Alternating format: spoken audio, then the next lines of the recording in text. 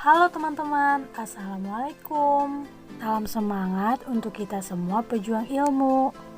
Kali ini kami akan membahas mengenai proses pendinginan buah pada mata kuliah teknologi pasca panen. Disimak sampai akhir ya. Sebelum masuk ke inti materi, pernah nggak kalian berpikir kenapa sih perlu penanganan pasca panen? Jadi, buah-buahan setelah dipanen masih tetap merupakan jaringan hidup ya.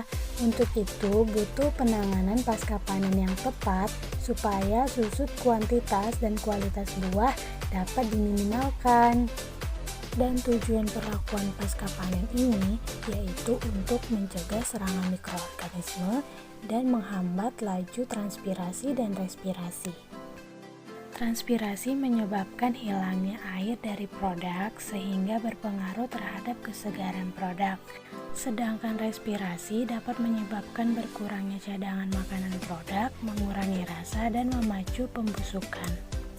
Untuk mengatasi hal tersebut, maka sistem transportasi buah harus dilakukan dengan cepat untuk segera melakukan proses pre-cooling sehingga dapat meredam proses respirasi dan transpirasi dari panas lapangan. Pendinginan merupakan teknologi pengawetan pangan yang didasarkan pada pengambilan panas dari bahan. Apabila suhu produk menurun, maka terjadi penundaan seluruh perubahan seperti reaksi biokimia dan perubahan akibat pertumbuhan mikroba akan menurun sehingga dapat memperpanjang umur simpan produk.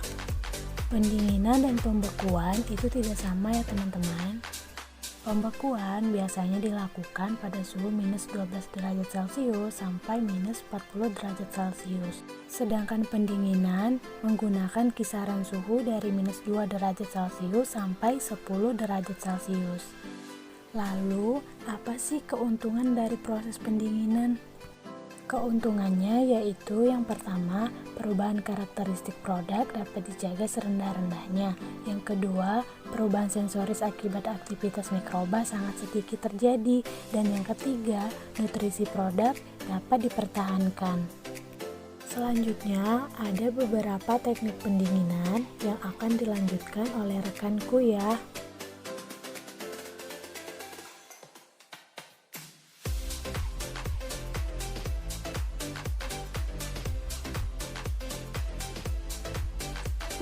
Teknik pendinginan pertama yaitu forced air cooling. Pendinginan dengan penghembusan udara dingin dengan suhu paling rendah 0 derajat Celcius.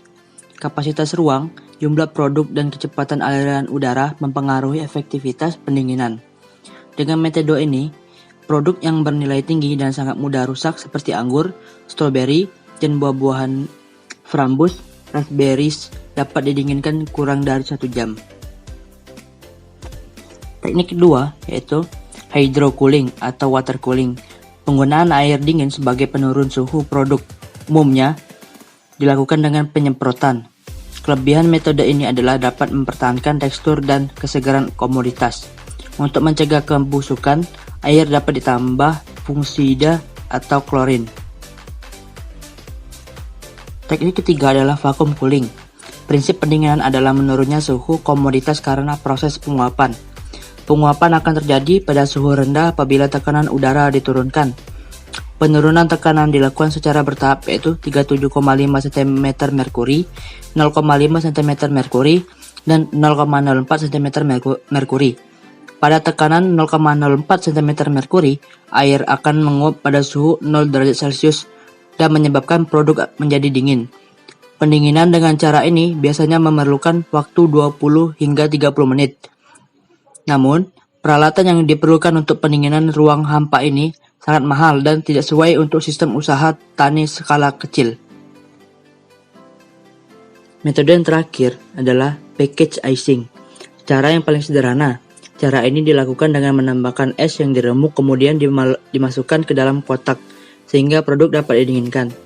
Metode ini tidak cocok untuk produk yang sensitif pada air, karena dapat menyebabkan produk dan kotak menjadi basah dan banyak air.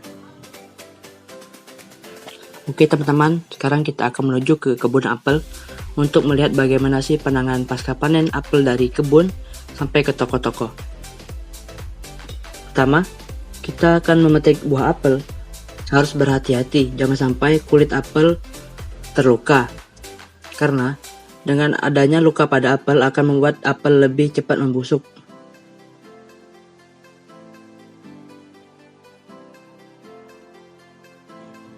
Setelah apel dipetik, apel langsung diangkut dan dikirim ke pabrik untuk diproses lebih lanjut.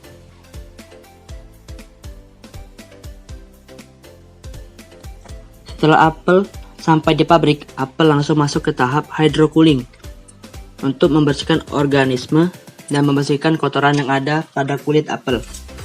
Hydrocooling ini, air sudah dicampur dengan klorin dan fungisida untuk membunuh mikroorganisme agar apel tidak cepat membusuk. Hydrocooling ini bertujuan untuk memperlambat respirasi apel setelah dipetik.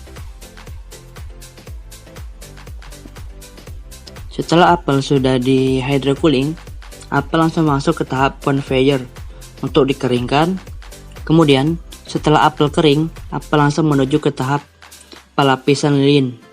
Pelapisan lilin ini bertujuan untuk melapisi kulit apel agar tidak mudah terkontaminasi oleh mikroorganisme dan daya simpan apel lebih tahan lama dan tidak cepat membusuk ketika diekspor atau sampai ke toko-toko yang akan dipasarkan.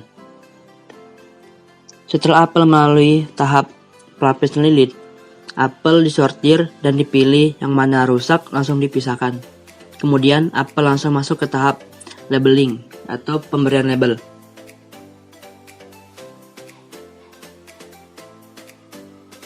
Setelah diberi label, apel langsung masuk ke tahap pengemasan.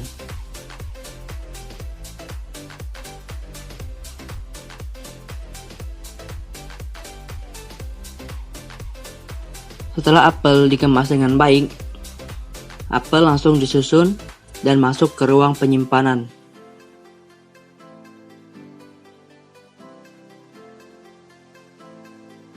Sekian materi dari kami. Semoga bermanfaat ya. Wassalamualaikum warahmatullahi wabarakatuh.